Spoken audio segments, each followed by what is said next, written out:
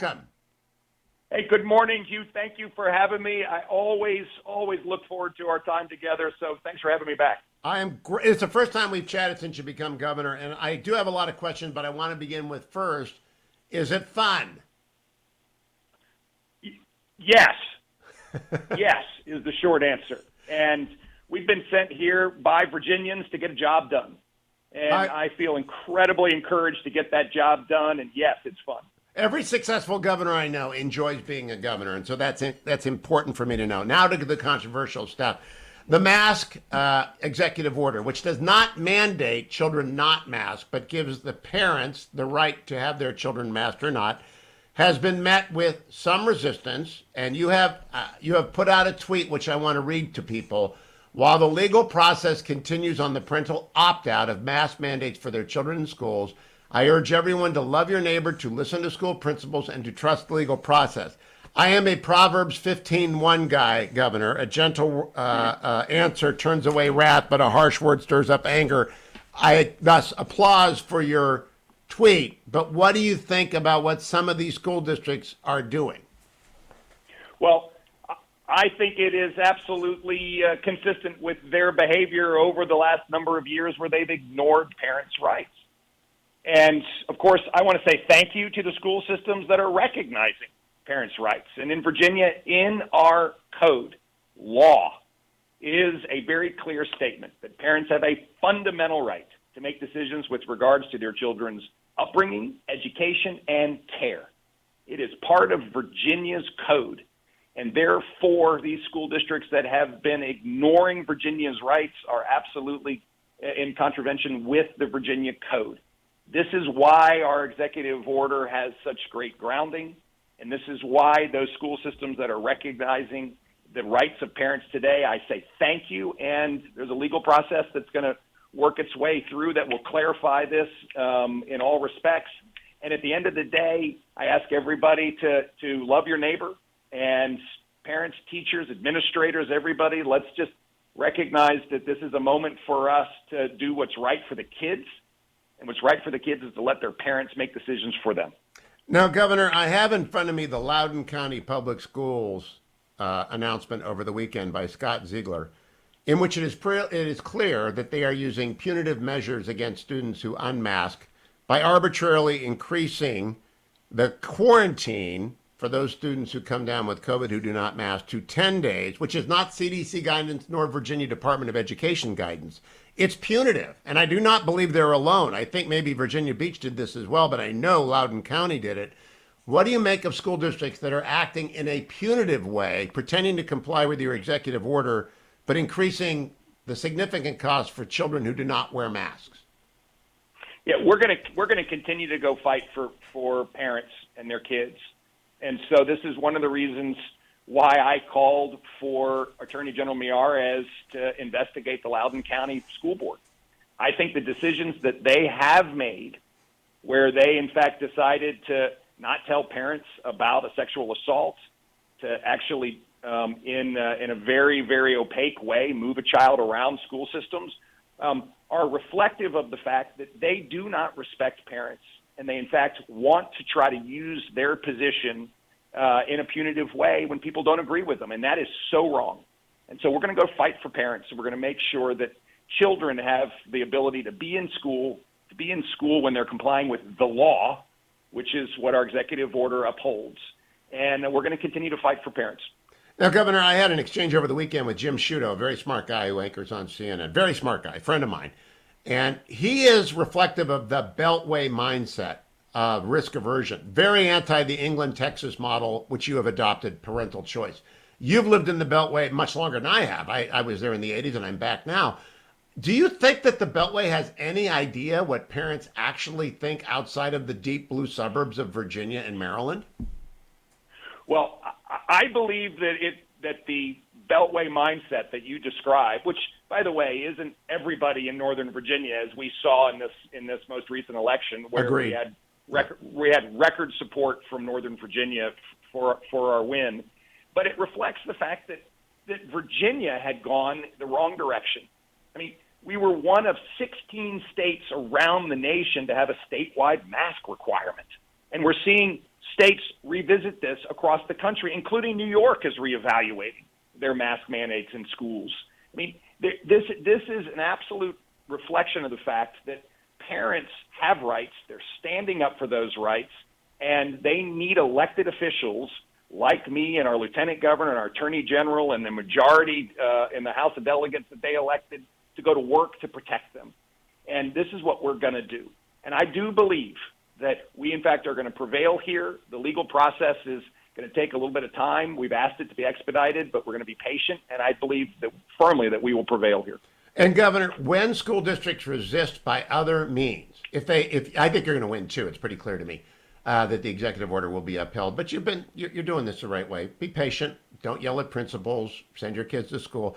But when Loudoun County says, but we will punish your kids with a higher quarantine, which has got absolutely no basis in fact, and I think there are lots of practices all over Virginia in school districts that have no basis in fact, will you continue to monitor and correct when school districts punish parents who want to, once vindicated, follow the freedom that your executive order returns to them?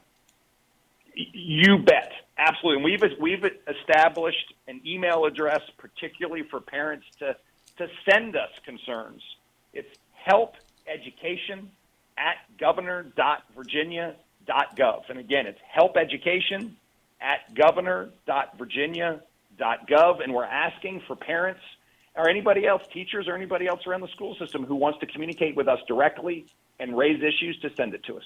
I hope people. It's really important for parents to have a voice, and we're giving them one. I hope parents use that, and I hope that they follow the Proverbs 15:1 advice, which is a soft word turns away anger, and a harsh word brings it on. Now, a couple other things. Have you received advice from other governors yet, like Doug Ducey at the NGA or the RGA, and other, Mike DeWine? I'm a big fan of Mike DeWine. I'm a big fan of Ron DeSantis. Any of these governors called you up and chatted with you? Absolutely. It's been a great support network. And what we're seeing, of course, is states led by Republicans outperforming states led by Democrats. It's just that clear. And I have so enjoyed the support from governors all over Virginia, all over the country, excuse me. And it's a great group. And you know what? Being a first-time elected leader and having that kind of support network is invaluable. Not surprisingly, Mike DeWine stole a march on Ralph Northam and Virginia by landing a huge intel deal to build chips in Ohio last week, and Governor DeWine did a victory lap. Are you going to go after the chip business? We got Virginia Tech. We've got the capacity. They could build chips in Virginia. Are you talking to Intel already? We are absolutely going after the chip business. And there's a great opportunity with extraordinary funding coming out of Washington to support the redomiciling of our chip business. Virginia is incredibly well positioned. We have a great technology sector. We have a great workforce. We have space. We're going to have an increasingly business-friendly regulatory framework, and we are going to go after these opportunities in a meaningful way. Now, Virginia Tech's new campus is going to be a big deal. Let me turn to Virginia's universities. Free speech on campus is an issue.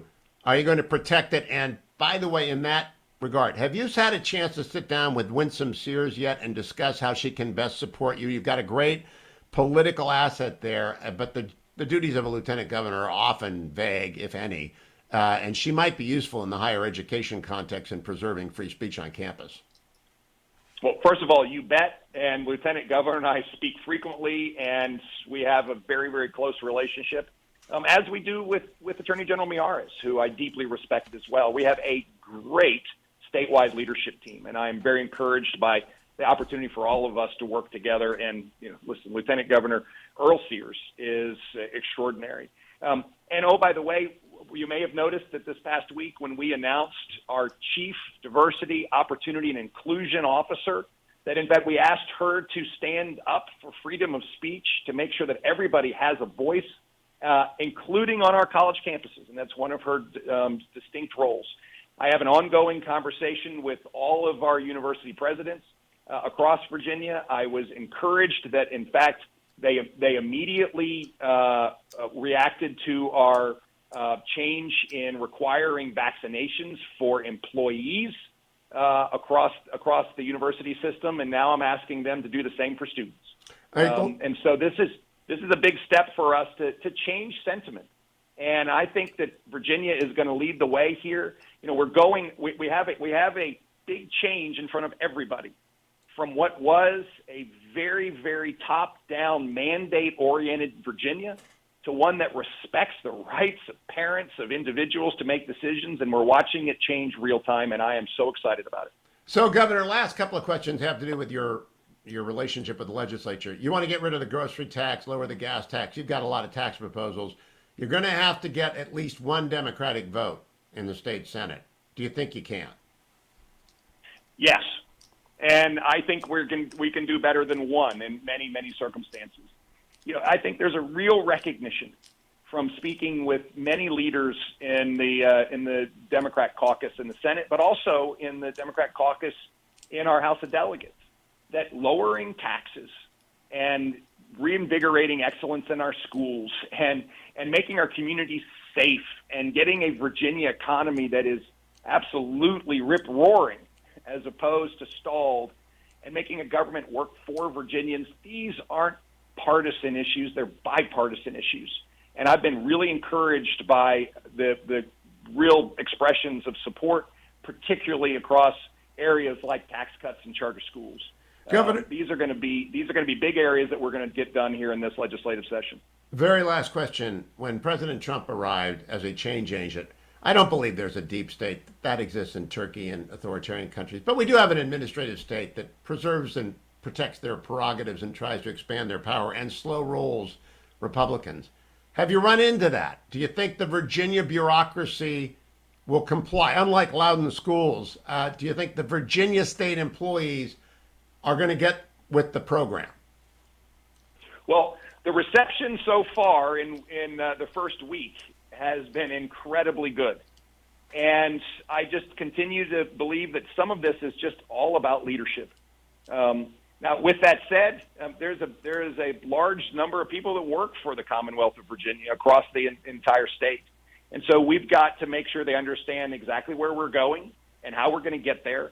And I've been encouraged so far. But listen, this is not something that you leave to chance. Leadership matters. We have a great cabinet that we have put in place. We are reviewing every single agency head, and we've got great folks we put in place so far, but we continue to run through that process. And we're just going to make sure that we have great leadership across the entire government system. And I look forward to pressing forward with our day one agenda. Change is not easy, and it requires consistent effort. It requires consistent reinforcement in order to make the change we've been sent here to do. But let me tell you, we are up to the task, and I look forward to getting it done. Governor, keep coming back. Our best regards to the First Lady of the Commonwealth, and thank you for joining us, Governor Glenn Youngkin of the Commonwealth of